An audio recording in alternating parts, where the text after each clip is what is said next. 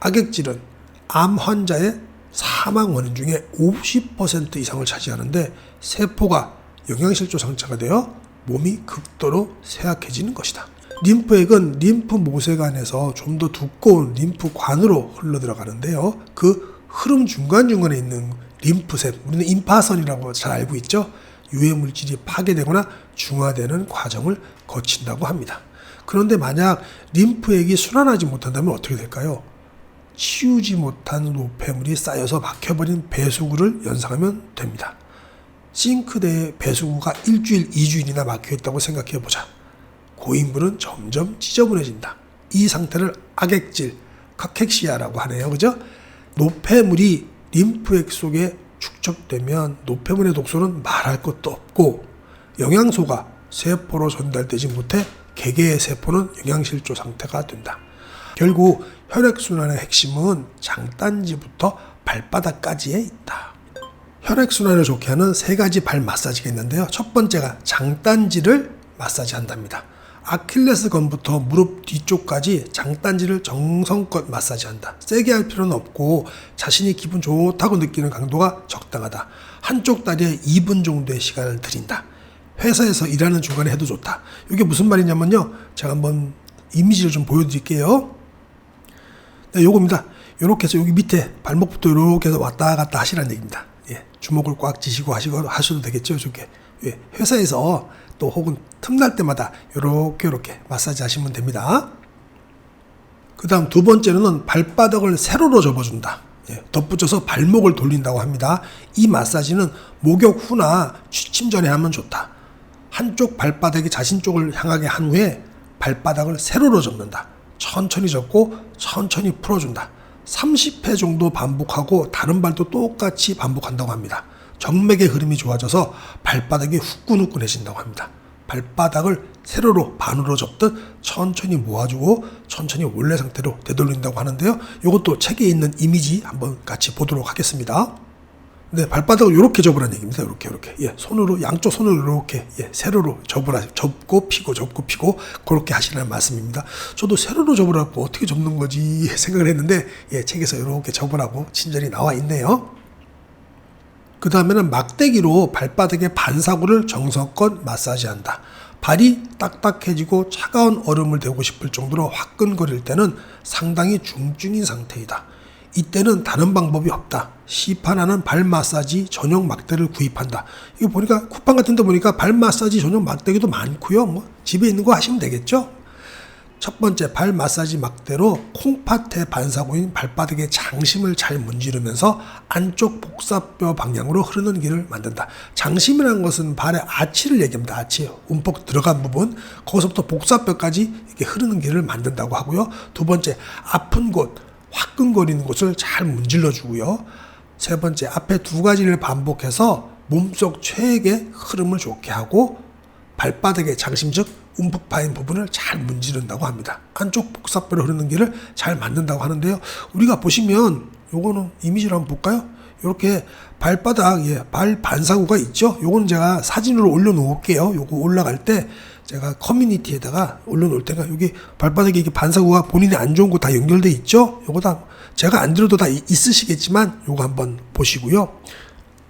그 다음에 책에는 있는데 제가 생략한 부분이 있는데 회사나 집이나 어디서라도 앉던 서던 눕던 이렇게 발 있잖아요. 발을 이렇게 까딱까딱 양쪽으로 들숨 낼 때 벌리고 날숨할 때 이렇게 좁히고 이런 식으로 하는 것도 굉장히 혈액순환 또 체액순환에 도움이 된다고 합니다. 이것도 참고하셔가지고 언제든지 발 쭉 펴고 회사에서 앉아서 의자에 앉아서 하실 수도 있죠. 누워서 하시면 더 좋고요. 집에서 주무실 때 잠깐 전에 이렇게 하셔도 될 것 같습니다.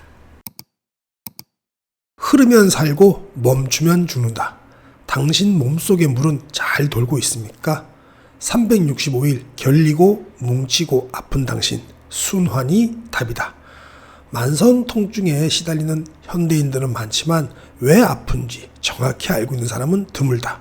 왜 병원에 가고 파스를 붙이고 마사지를 받아도 그때뿐일까? 일상생활 속에서 나쁜 자세로 인해서 우리 몸속의 체액이 제대로 순환되지 못하기 때문이다. 혈액과 림프액, 뇌 척수액의 비밀과 그것들을 원활하게 순환시킬 수 있는 비법이 있다. 3가지 체액이 잘 돌면 온몸의 통증은 저절로 사라지고 면역체계가 튼튼해지는 기적이 일어난다. 네, 오늘 책 내용의 핵심은 이겁니다. 혈액과 림프액과 척수액이 잘 돌게 해서 면역체계를 튼튼하게 해가지고 우리 몸을 되살리는 기적이 일어난다는 책입니다. 안녕하세요 시청자 여러분, 오늘도 만나 뵙게 돼서 반갑습니다.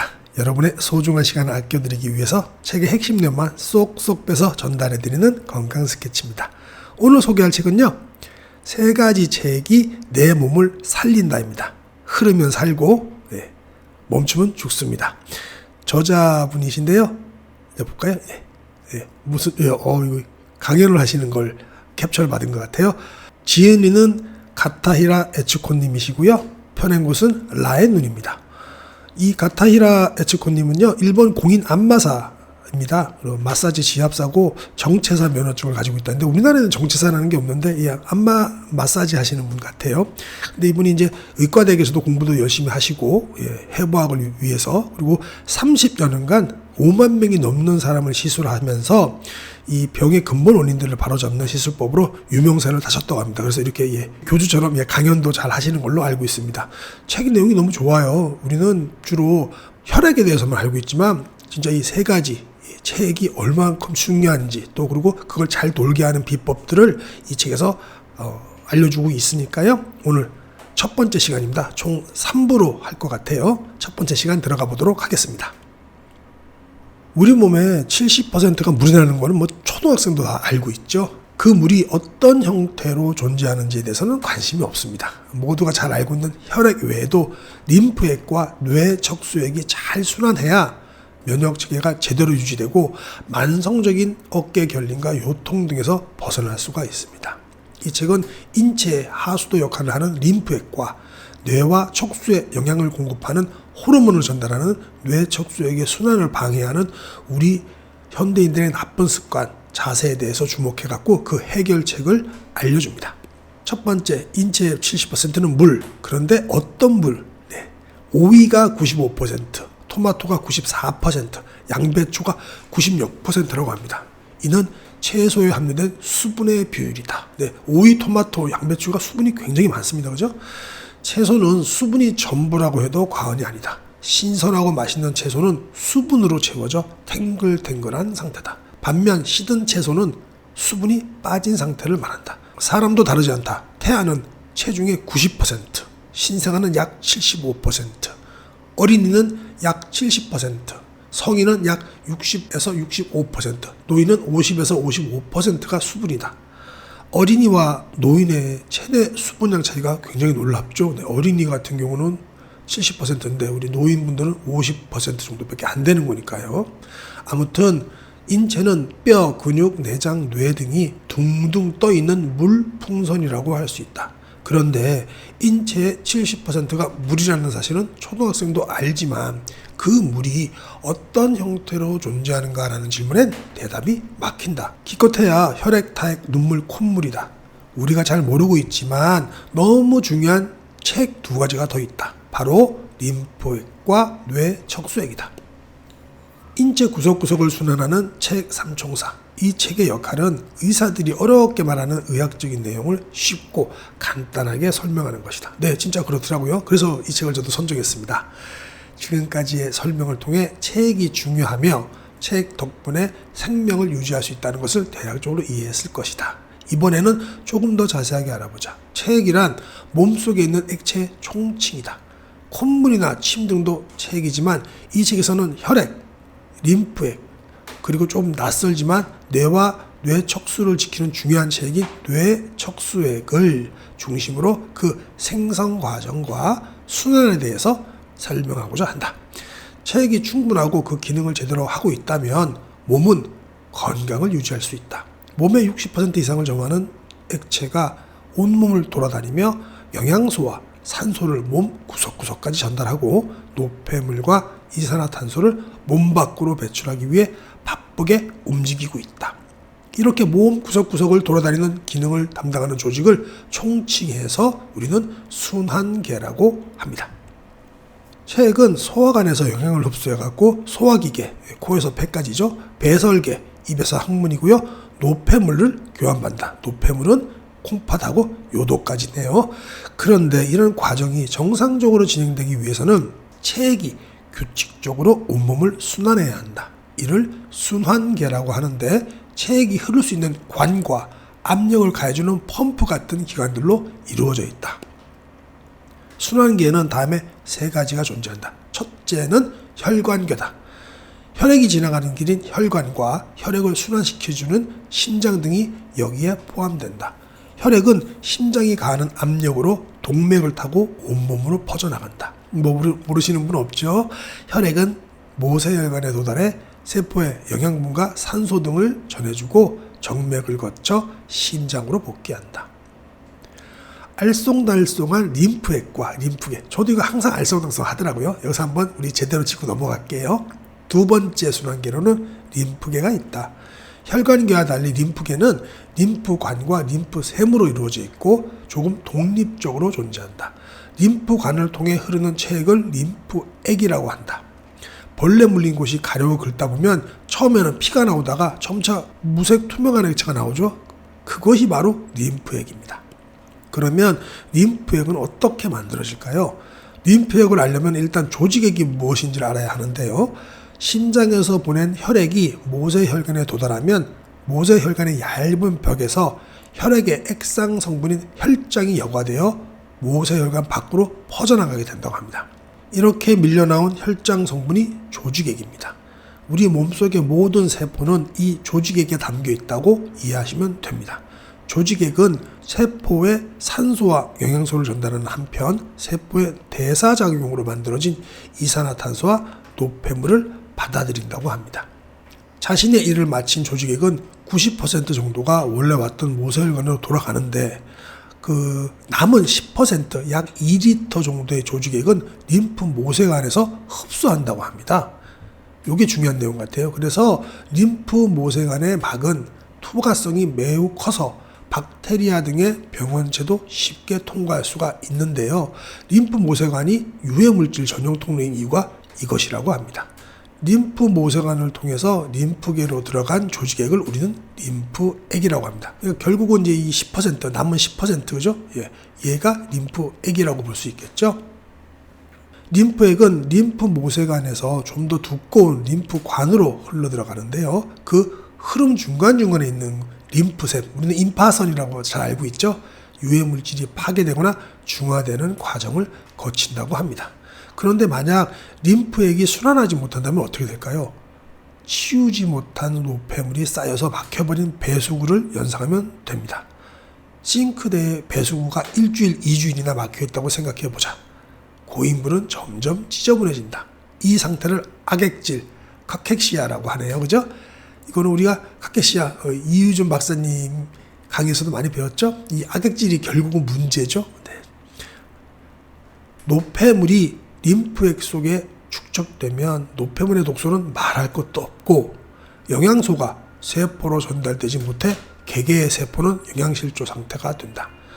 악액질은 암 환자의 사망 원인 중에 50% 이상을 차지하는데 세포가 영양실조 상태가 되어 몸이 극도로 쇠약해지는 것이다. 이게 제일 문제네요. 그죠? 우리가 악액질을 갖다가 잘 배설을 하거나 안 만들어야 되겠네요. 반대로 세포에 충분한 영양이 공급되고 노폐물이 제거되면 그 세포는 건강하게 유지된다. 림프액의 역할은 주로 노폐물을 옮기는 것이다. 노폐물 회수와 운반이라는 작용은 정맥을 지나는 혈액과 마찬가지지만 쓰레기의 크기가 다르다는 것이 큰 차이점이다. 림프관은 혈관으로 다 회수하지 못한 커다란 쓰레기를 운반한다. 또한 세균이나 바이러스 등을 림프관 중간에 있는 림프샘에 여과해가지고 유해물질로부터 인체를 보호한다. 예를 들어보자. 감기에 걸려 목이 아플 때 턱 아래쪽이나 목의 림프샘 부분이 붓고 동글동글한 응어리가 만져지는 것을 경험해 보았을 것이다. 저는 어렸을 때 진짜 많이 보았습니다. 이건 정말 확실하게 합니다. 이것은 림프샘 내에서 바이러스와 림프액이 싸우고 있다는 징표이다. 림프샘은 몸 전체에 800곳 이상이 있는데 그 중에서도 특히 빗장뼈 위쪽이 어깨 쪽에 있는 뼈더라고요. 그다음에 목 부분, 겨드랑이, 서해부, 무릎 뒤쪽에 있는 큰 림프샘들이 있다. 건강한 상태라면 림프액으로 운반된 유해 물질들은 림프샘에서 간단하게 제거된다. 문제는 림프액에는 심장처럼 펌프 역할을 해주는 장치가 없다는 것이다. 펌프가 없기 때문에 림프액은 천천히 일정한 방향으로 흐르고 있다. 인위적으로 림프액을 조절할 수는 없다. 하지만 몸을 움직이거나 마사지를 하거나 심호흡을 함으로써 림프액이 잘 순환하도록 도울 수 있다. 그래서 운동이 중요한 거고요. 마사지가 중요한 거고 심호흡이 중요한 거네요. 림프샘을 통과한 림프액은 최종적으로 두 개의 림프 본관에 모인다. 오른쪽 상반신의 림프액은 길이 1에서 3cm의 우림프 본관에 모이고요. 왼쪽 상반신과 하반신의 림프액은 길이 35에서 40cm의 가슴 림프관에 모인다고 합니다. 마사지나 심호흡 등을 하면 심장의 펌프 역할처럼 림프액을 림프 본관으로 원활하게 흘려보낼 수가 있다고 합니다. 심호흡은 림프액을 가장 효율적으로 정화하는 방법이기도 합니다. 그래서 우리 대가들 보면 저 최근에 계속 저희가 전홍준 박사님 인터뷰한 거 전라도 광주까지 내려가서 인터뷰하고 왔는데 조회수가 좀 안 나오는데 안타깝네요. 너무 좋은 내용인데 어쨌든 간에 우리 전홍준 박사님께서도 계속 이 심호흡을 강조하십니다. 심호흡을 강조하시는데 이 심호흡을 강조하는 이유는 다 다르지만 제가 봤을 때는 다 같은 내용이네요. 그죠? 다시 복습해볼까요? 전홍준 박사님께서는 심장세균이라고 하셨습니다. 무슨 말인가요? 깊고 길고 얕고 고요하게 숨을 쉬라 그러셨죠? 네, 심호흡 너무 중요하니까 한번 말씀을 드렸습니다. 네, 다음 챕터 넘어가겠습니다. 뇌척수액의 정체. 세 번째 순환계는 뇌척수액계다. 뇌척수액은 머리뼈와 척추 안에 있는 체액으로 뇌와 척추를 지키는 역할을 하고 있다. 뇌척수액은 림프액처럼 무색 투명하다. 약알칼리성으로 극히 소량의 세포와 단백질, 당을 함유하고 있는 매우 묽은 용액이다. 뇌척수액은 하루에 500ml 정도가 만들어지며 뇌 속을 순환하고 있다. 뇌척수액이 채워져 있는 뇌의 용량은 약 120에서 150ml이므로 하루에 한 30번 정도 교체된다는 계산이 나온다. 500ml가 만들어지는데 뇌에는 이 정도밖에 안 채워져 있으니까 30번 교체가 된다는 거네요. 뇌척수액은 자극으로부터 뇌와 척수를 보호하고 뇌 속을 순환하며 영양을 공급하는 일 등을 하고 있다. 혈액계와 림프계에 이어 제3순환계라고 불리는 이유이다. 뇌를 포장용기에 들어있는 두부로 비유하면 뇌척수액의 역할을 이해하기 쉬울 것이다.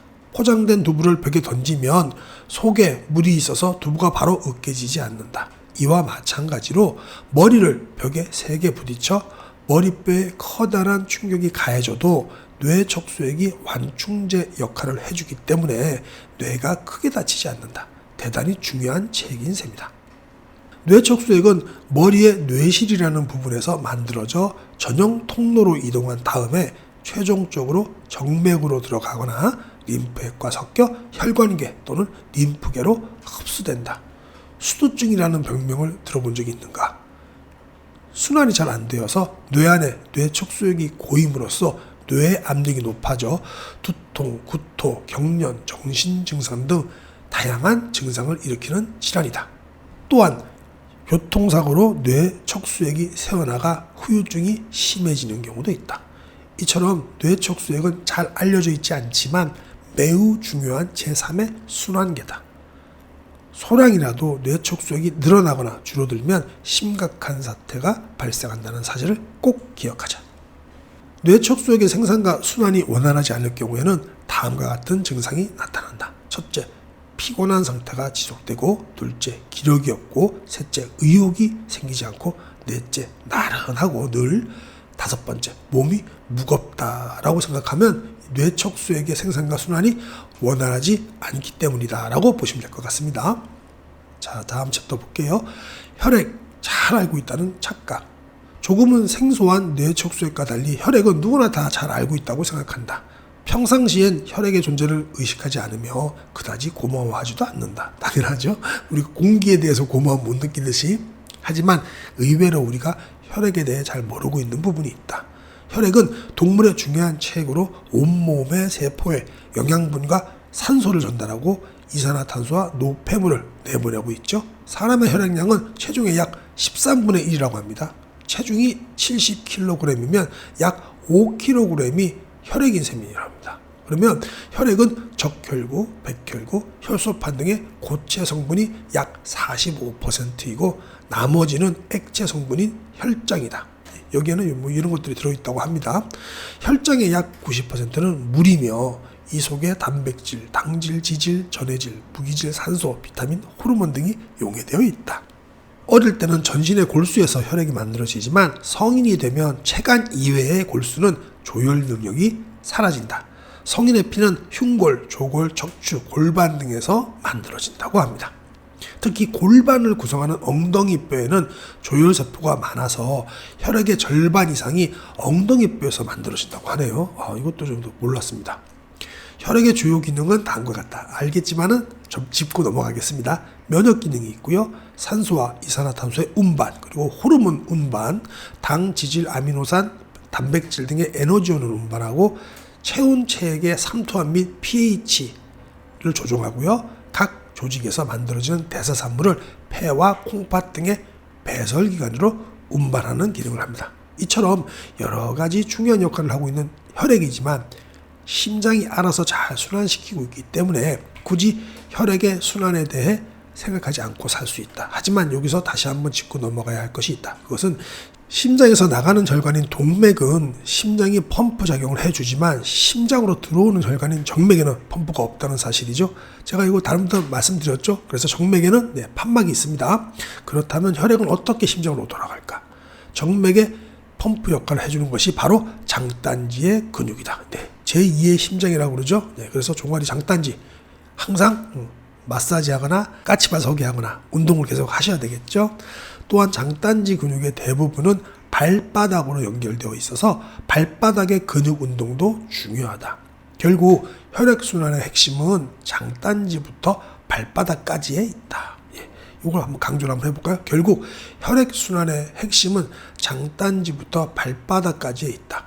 혈액이 심장으로 되돌아가는 과정이 원활하지 않으면 부종등의 증상이 나타난다. 그리고 우리가 발 반사구 보시면은 그죠? 다 연결이 돼 있잖아요. 발바닥 항상 잘 주물르고 자기 전에만 주물러도 되겠죠.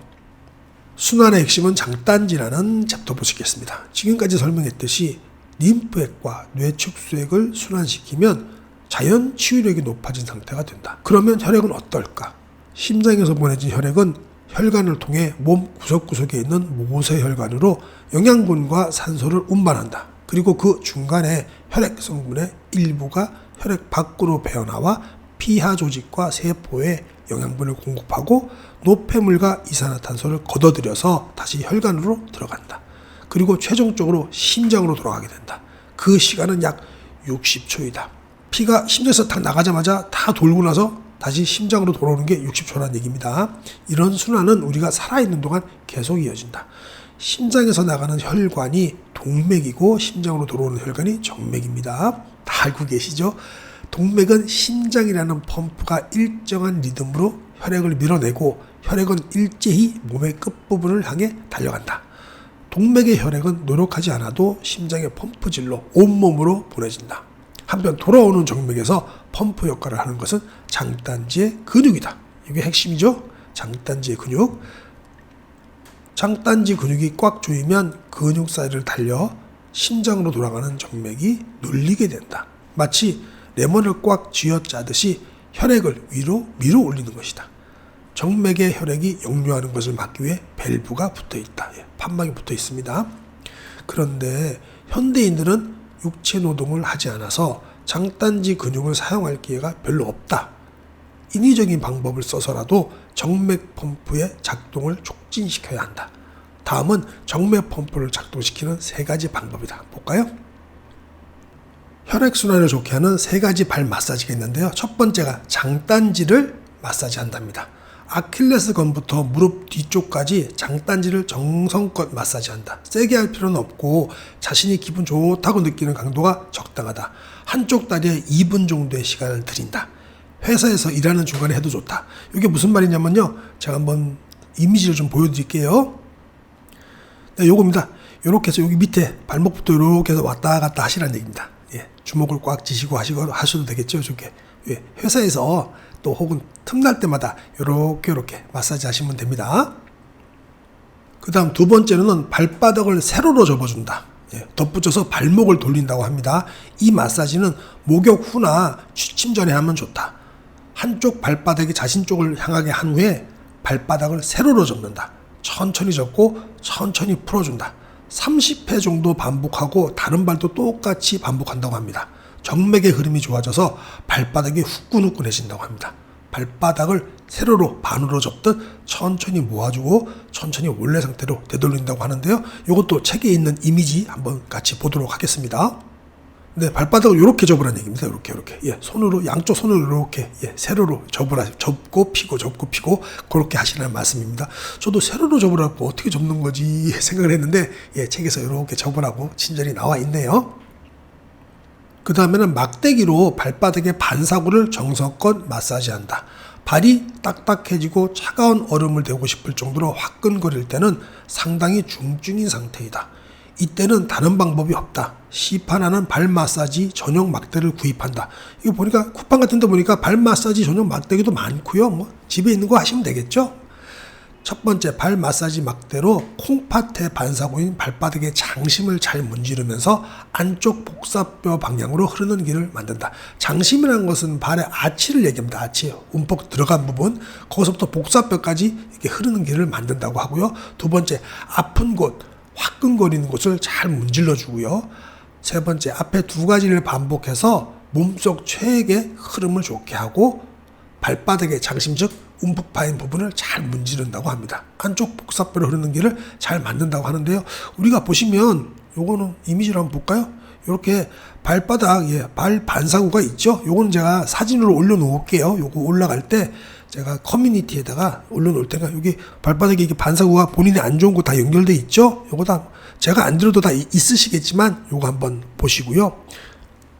그 다음에 책에는 있는데 제가 생략한 부분이 있는데 회사나 집이나 어디서라도 앉던 서던 눕던 이렇게 발 있잖아요. 발을 이렇게 까딱까딱 양쪽으로 들숨 낼 때 벌리고 날숨할 때 이렇게 좁히고 이런 식으로 하는 것도 굉장히 혈액순환 또 체액순환에 도움이 된다고 합니다. 이것도 참고하셔가지고 언제든지 발 쭉 펴고 회사에서 앉아서 의자에 앉아서 하실 수도 있죠. 누워서 하시면 더 좋고요. 집에서 주무실 때 잠깐 전에 이렇게 하셔도 될 것 같습니다. 그 다음에 어깨 결림과 피곤의 진짜 원인을 한번 보도록 하겠습니다. 사람의 몸을 물풍선이라고 했을 때 신선하고 충분한 물이 골고루 퍼져 있고 풍선에 물이 빵빵하게 들어있는 상태는 갓난아기고 물이 줄어들어 풍선 표면이 쭈글쭈글해지고 주름진 상태는 노인이라고 정의할 수 있죠. 우리의 몸을 건강한 물풍선으로 유지하기 위해서는 두 가지 조건이 필요하다고 합니다. 첫째, 충분한 체액이 확보되어 있을 것. 쭈글쭈글해지지 않도록 하는 것이고 두 번째, 충분한 체액이 원활하게 흐르고 있을 것, 고여서 썩지 않도록 하는 것이죠. 근데 첫 번째, 충분한 체액 확보는 어렵지 않다. 몸 밖으로 배출되는 양 이상으로 보충을 하면 되니까. 그렇다면 두 번째, 원활한 흐름이 문제다. 체액이 제대로 흐르기 위해서는 길이 잘 뚫려 있어야 한다. 우리 몸에는 혈관이나 림프관 같은 가느다란 관이 퍼져 있고 그 관들을 통해 체액이 순환된다. 체액의 흐름을 수로에 비교해보자. 첫 번째, 수로가 깨끗하게 청소되어 갖고 물이 원활하게 흐르는 상태. 건강한 사람의 몸은 피로를 느끼지 않고 활기차게 활동할 수 있다. 또한 자고 나면 피로가 풀려서 잠이 깬 후에도 곧바로 움직일 수 있다. 하지만 수로가 막혀 흐름이 나빠진 상태라면 피로한 상태에서는 몸이 쉽게 피로할 뿐만 아니라 피로도 잘 풀리지 않고요. 세 번째, 수로의 물이 오염물질로 질척질척한 상태.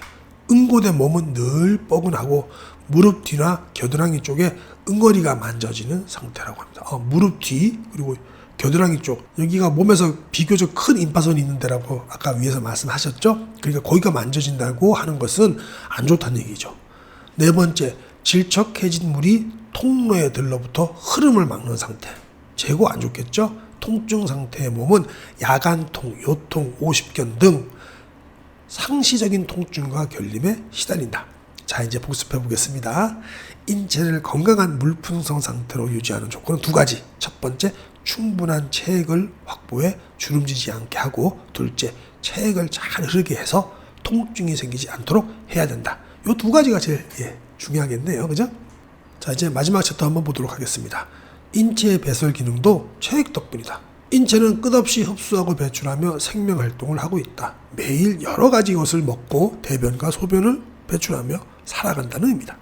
흔히 이상적인 건강 상태를 쾌식, 쾌면, 쾌변이라고 한다. 네, 이게 정말 건강의 핵심이죠. 대변이라고 하면 왠지 지저분하다고 생각하지만 쾌변이라고 하면 상쾌한 느낌을 갖는 것이 조금 신기하기도 하다. 그러나 아무리 수분이 중요하다고 해도 물만 먹으면 말라 비틀어져 피골이 상접하게 되어 있다. 그냥 물이 아닌 살아있는 물을 섭취해야 한다. 살아있는 물은 뭘까? 네, 뭐 알칼리수일까요? 뭐 소금물일까요? 네, 그것도 좋지만 음식을 통해 섭취하는 물이란 의미다. 앞서 예시한 오이, 토마토, 양배추를 상기해 주기 바란다. 우리가 그냥 물 좋은 물 비싼 물 좋지만 사실은 이렇게 오이, 토마토, 양배추는 대부분 95%가량의 수분이 갖고 있으니까 이걸 먹어주는 게 제일 좋겠네요. 네, 맞는 말 같습니다. 진짜로. 그 채소의 수분은 원래 그 채소를 살아있게 해주던 물이다. 생존에 필요한 모든 것을 듬뿍 갖고 있다. 채소를 통째로 먹어야 할 이유가 여기에 있다. 채소의 껍질은 가급적 벗기지 않는 것이 좋다. 채소의 껍질엔 노화 방지 효과가 있다고 한다. 네, 우리 다 알고 있는 거죠? 과일도 마찬가지다. 그리고 우리가 채소에 있는 수분, 과일에 있는 수분을 먹어야 되는 이유가 뭔가요? 얘네들이 천연 정수기 아닙니까? 그 안에 있는 건 얼마나 깨끗한 물이겠어요. 그죠? 네. 사과를 냉장고에 보관하면 몇 달씩 가지만 사과 껍질을 벗겨놔두면 한나절도 되지 않아 산화되고 며칠 안 되어 썩게 된다. 과육의 색깔이 빨갛게 변하는 것을 녹에 비유하면 쉽게 이해가 될 것이다. 그러니 채소나 과일은 깨끗이 씻어서 농약을 제거한 후 껍질째 먹도록 하자. 이렇게 입으로 섭취한 음식들은 식도를 거쳐 위장, 소장, 대장을 지나면서 소화되고 흡수된다. 그리고 남는 찌꺼기는 항문을 통해 체외로 배출된다. 입으로 들어간 음식은 위에서 강력한 위산과 섞여 즙 상태가 되고, 이는 소장과 대장을 지나면서 영양소 형태로 흡수되어 몸의 세포로 전달된다. 세포에 영양소가 전달되어야 비로소 몸은 몸으로 기능하게 된다. 우리 몸의 세포는 총 60조 개에 달한다고 한다. 직접 자신의 세포를 세어본 사람은 없겠지만 정말이지 천문학적인 숫자다. 인체를 소우주라고 하는 게 이해가 되지 않는가? 세포는 영양소를 받아들이기만 하는 것이 아니다. 사용하고 남은 노폐물을 밖으로 내보낸다. 세포의 안쪽과 바깥쪽에서 물물 교환을 하는 것이다. 그런데 이 물물 교환의 매개체 역할을 해주는 것이 바로 체액이다. 만약 어떤 세포가 영양소를 흡수하지 못한다면 건강하게 활동할 수 없다. 장단지의 근육세포에 영양이 가지 않으면 기력이 떨어져 걷거나 달릴 수가 없을 것이다. 영양 상태가 더 좋지 못하면 근육 경련이 일어나기도 한다. 그런데 노폐물이 몸 밖으로 배출되지 않을 때도 무서운 상황이 벌어진다. 땀이 나지 않거나 대소변이 막힌 상황을 생각해보라. 독소를 배출하지 못하면 생명까지 위태로워진다. 대소변은 물론 방귀나 트림, 가래 모두 노폐물을 배출하는 중요한 과정이다. 노폐물들이 몸속에 있는 동안에는 조금 더 더럽다는 생각이 들지 않지만 일단 몸 밖으로 배출되면 눈살을 찌푸리게 된다. 아무튼 이렇게 필요 없는 것이 몸 밖으로 배출되기 때문에 우리는 건강을 유지할 수 있다. 우리는 체액 덕분에 노폐물을 몸 밖으로 내보내고 음식을 영양소로서 흡수한다. 우리의 몸은 한순간도 쉬지 않고 대단한 일을 하고 있다. 인체가 어쩌면 이렇게 훌륭하게 만들어졌는지 조물주에게 감사할 따름이다. 네, 저도 감사하고 있습니다. 네, 이렇게 해서 오늘 일부 내용을 마쳤는데요. 우리가 까마귀 고기 계속 먹죠? 네, 오늘의 결론 및 핵심만 간단하게 정리하겠습니다. 흐르면 살고 멈추면 죽는다. 혈액, 림프액, 뇌 척수액 세 가지 체액이 내 몸을 살린다는 책의 내용입니다. 세 가지 체액이 잘 돌면 온몸의 통증은 저절로 사라지고 면역 체계가 튼튼해지는 기적이 일어난다. 악액질은 카캑시아였죠. 암 환자의 사망 원인 중에 50% 이상을 차지하는데 세포가 영양실조 상태가 되어 몸이 극도로 쇠약해지는 것이다. 그래서 순환의 핵심은 어디라고 그랬죠? 장딴지라고 그랬습니다. 혈액순환을 좋게 하는 세 가지 발 마사지, 아까 그림도 보여드렸죠? 장딴지를 아래 위로 쭉쭉 마사지 해주고요. 발바닥을 세로로 접어주는 거 한번 했고요. 그 다음에 그것보다 조금 더 내 몸에 안 좋다 싶을 때는 온라인이나 인터넷, 쿠팡에서 발 마사지 전용 막대기 혹은 그런 걸 사셔서 발바닥에 반사구를 정성껏 마사지 한다. 이렇게 해서 오늘 1편 정리까지 모두 마쳤습니다. 마사지보다 효과적인 집어 올리기. 이때 물풍선을 떼어내려면 누르는 것이 아니라 손가락으로 집어내야 된다고 합니다. 이게 핵심이겠네요. 굳이 마사지를 받으러 가지 않고 가족의 도움을 받아서 집에서 할 수 있는 방법을 소개하신다고 합니다. 보세요. 통증이 있는 사람은 엎드리게 한 후에 손바닥에 들어갈 만큼의 등 근육을 깊숙하게 집어서 위로 끌어올린다. 그러면 딱딱해진 근육은 비명이 터져 나올 정도로 통증을 느낀다고 합니다. 등 전체의 곳곳을 차례로 집어 올려 피부가 빨갛게 될 때까지 하면 된다고 하네요. 이 방법은 특정 질환을 가진 사람에게는 위험할 수 있으니까요. 신중히 시행하시고요. 이처럼 집어 올리는 행위는 모세혈관을 직접 자극해서 강제로 재흡수하게 하는 방법입니다.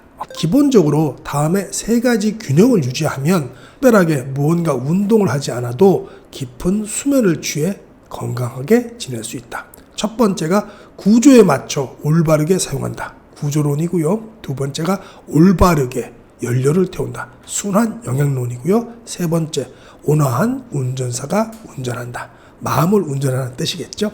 그럼 이 세 가지를 자세히 알아보도록 하겠습니다. 첫 번째, 구조에 맞춰 올바르게 사용한다. 사람들은 잘 모르지만 우리 몸에도 취급 설명서가 있다. 설명서란 몸을 사용하는 올바른 방법이다. 특히 근육을 풀어지게 하는 흐트러진 자세는 취급 설명서의 가장 중요한 항목으로 잘못된 자세는 반드시 수정해야 된다. 자, 두 번째 챕터 볼까요? 올바르게 연료를 채운다. 우리는 흔히 우와 맛있겠다 하면서 무심코 정크푸드에 손을 댄다. 당연한 말이지만 우리의 몸은 우리가 입으로 집어넣은 것으로 이루어진다.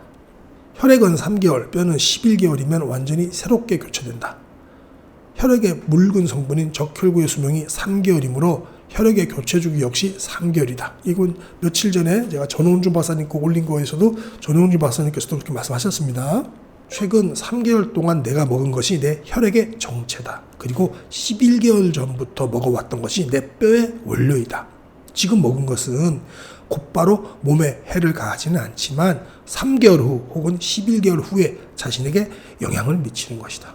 집에서 먹는 밥은 건강을 위해 그리고 깨끗한 체액을 유지하기 위해 필요 이상으로 가공하거나 조미료로 감각을 마비시키지 않도록 하는 것이 중요하다. 물론 가끔은 자유롭게 외식도 하고 정크푸드도 즐기셔야 되겠지만 그거는 조금이고 건강식을 해야 되겠습니다. 세 번째입니다. 온화한 운전사가 운전한다. 마음을 말씀하시는 것 같아요. 우리의 몸을 건강하게 해주는 체액에 대해 이 책을 통해 처음 알게 된 사람도 있을 것이다. 저도 처음 알았습니다. 예전에. 몰랐으니까 당연히 감사하는 마음도 없었을 것입니다. 이 책을 읽고 체액의 존재를 인정하며 고마워, 정말로 늘 고마워하고 고마움을 전한다면 체액들은 더없이 기뻐하지 않은가. 좋다, 더 열심히 하자. 주인님의 일생을 뒤에서 지원해 주자라며 최선을 다할 것입니다. 저 이거 뜬구름 잡는 소리인 줄 알았어요. 사실은 이런 것도 그냥 뭐 의학적인 지식 없이 말씀하시는 줄 알았는데 옛날에 2년 전에 AI로 했을 때는 근데 이게 전홍준 박사님 인터뷰에서 보니까 이런 것들이 밝혀졌더라고요. 그리고 최근에 김종석 목사님 있죠? 그분도 그 심신의학 치료하시는 분인데 그런 게 다 의학적으로 밝혀지고 있더라고요. 평생 건강한 몸을 만드는 3단계. 무엇이든 알고 있으면 실패 확률이 낮다. 대부분 모르기 때문에 실패한다. 그러나 건강은 또 알아도 실패하죠. 건강을 지키는 방법을 알고 있으면 실패할 확률이 낮지만 모르면 승률이 50%인 게임이 된다. 우연히 내기에서 이긴 사람의 말을 듣고 아 그렇구나 하며 흉내내 봐야 내기에 진 사람에게는 전혀 맞지 않는 말이다. 건강에 대해 이야기할 때 흔히 제기되는 문제가 운동, 수면, 식사, 그리고 최근에는 스트레스, 이렇게 4가지겠죠. 하지만 기본적으로 다음에 3가지 균형을 유지하면 특별하게 무언가 운동을 하지 않아도 깊은 수면을 취해 건강하게 지낼 수 있다. 첫 번째가 구조에 맞춰 올바르게 사용한다. 구조론이고요. 두 번째가 올바르게 연료를 태운다. 순환 영양론이고요. 세 번째, 온화한 운전사가 운전한다. 마음을 운전하는 뜻이겠죠. 그럼 이 3가지를 자세히 알아보도록 하겠습니다. 첫 번째, 구조에 맞춰 올바르게 사용한다. 사람들은 잘 모르지만 우리 몸에도 취급 설명서가 있다. 설명서란 몸을 사용하는 올바른 방법이다. 특히 근육을 풀어지게 하는 흐트러진 자세는 취급 설명서의 가장 중요한 항목으로 잘못된 자세는 반드시 수정해야 된다. 네, 저도 허리가 조금 안 좋아서 이 잘못된 자세 항상 바르게 하니까 요즘 좀 많이 좋아졌어요. 저는 이 허리가 이게 좀 딴 얘기하면 혼나는데 괜찮았는데 한 10년 전에 빠지라고 해가지고 청평 놀러 가가지고 빠지에서 이렇게 노는 거 있잖아요. 거기서 이제 바나나 보트 타기를 했는데 바나나 보트 타기 이게 3명이서 했는데 내기를 한 거예요. 먼저 떨어진 사람이 그날 술값 내기 했는데 그 술값 안 내려고 네 그걸 잡고 있다가 처음에 첫 파동에 세게 부딪혔는데 그때 좀 허리가 나가가지고 아직도 안 좋네요. 바로 다시 책으로 가겠습니다. 이전에는 집안의 어른들이 잔소리를 해가며 자세를 가르쳤다. 그래서 제가 이제 그때 이후로 자세가 좀 안 좋았는데 이제 자세를 좀 바르게 하고 앉는 것도 바르게 하고 요즘 좀 서서 일하는 경우도 많고 하니까 허리가 좀 좋아진 것 같아요. 다시 책으로 들어가겠습니다. 이전에는 집안의 어른들이 잔소리를 해가며 자세를 가르쳤다. 나도 할머니의 꾸중을 들으며 회초리로 종아리나 등짝을 맞았던 기억이 있다.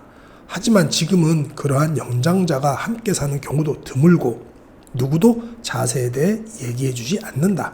게다가 젊었을 때는 설사 무리를 하거나 통증이 있더라도 자고 나면 나았죠. 근데 이제는 안 그렇죠.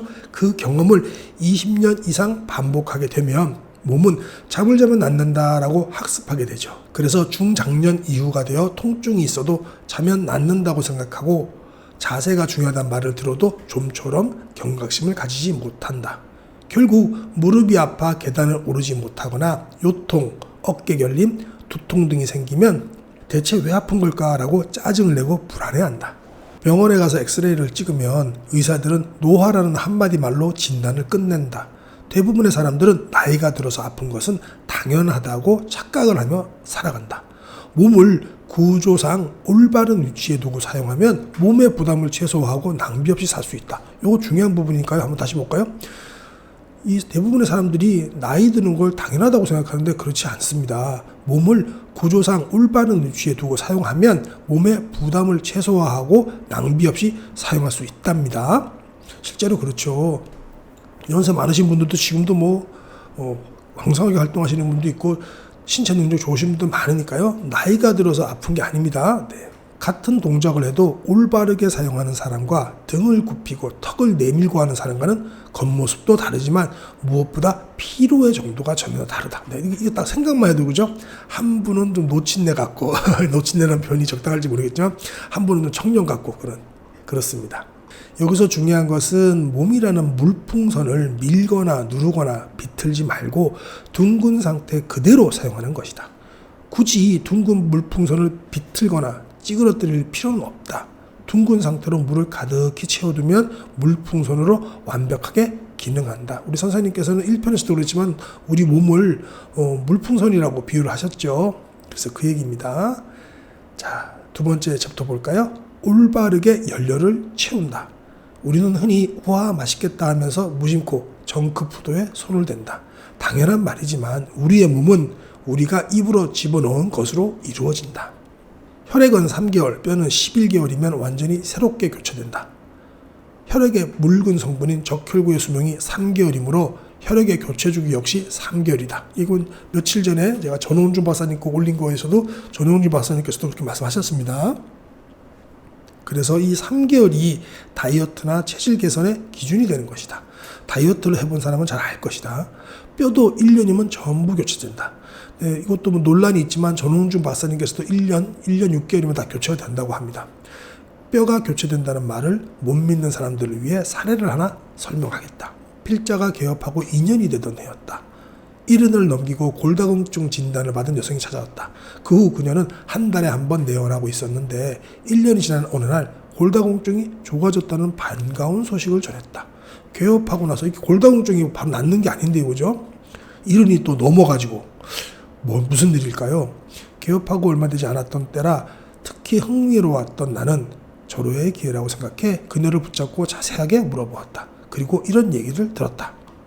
그녀는 손자들에게 늘 입버릇처럼 한 번 시작하면 쉽게 포기해서는 안 돼. 끝까지 해보는 게 중요한 거란다 라고 말했다고 합니다. 그래서 중간에 그만둘 수가 없어서 매주 1회 억지로 수영장을 다녔고 의사에게 처방받은 약도 복용했습니다.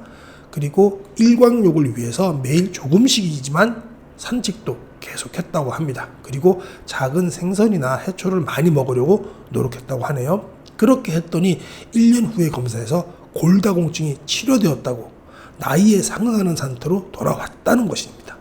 의사의 검사 결과이므로 믿어도 좋다.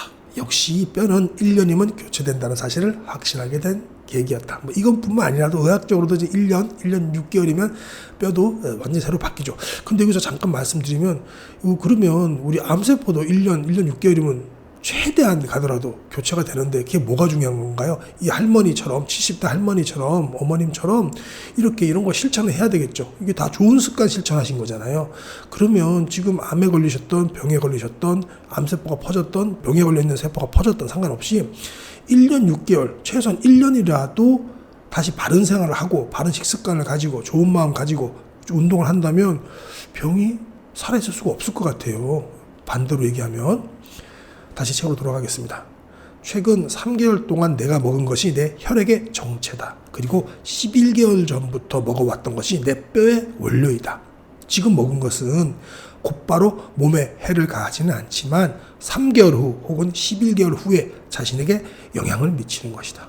집에서 먹는 밥은 건강을 위해 그리고 깨끗한 체액을 유지하기 위해 필요 이상으로 가공하거나 조미료로 감각을 마비시키지 않도록 하는 것이 중요하다. 물론 가끔은 자유롭게 외식도 하고 정크푸드도 즐기셔야 되겠지만 그거는 조금이고 건강식을 해야 되겠습니다.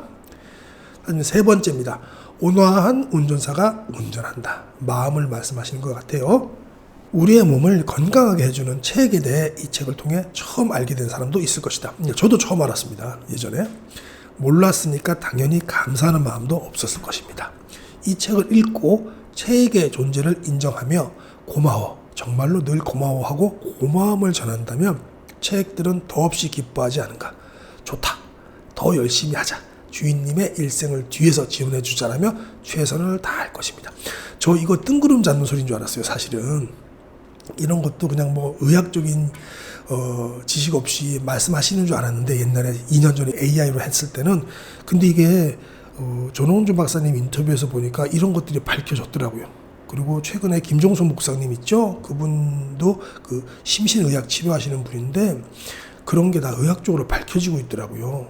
예, 꼭 수술하고 뭐 이런 게 문제가 아니고 이런 그 마음 예를 들어갖고 췌장암이 걸리신 분은 췌장아 내가 정말 미안하다. 너의 아픔을 몰랐구나. 네가 내 대신 아파주는구나 라고 했을 때 그 췌장이 살아난다는 그런 것들이 이미 의학적으로 밝혀지고 있더라고요. 우리나라 사례가 아니고 뭐 오직 한두 명 얘기하는 게 아니고요. 그래도 의학적으로 밝혀지고 임상실험이 증명이 되는 거더라고요. 그러니까 이런 거 저 옛날에는 몰랐는데 이런 게 뜬구름 잡는 소리가 아니고 진짜로 의학적으로 밝혀지는 내용이고 정말 신심 중에 마음, 몸 모두 중요하지만 마음도 중요하다는 사실 저도 요즘 이 채널을 운영하면서 알게 되었습니다.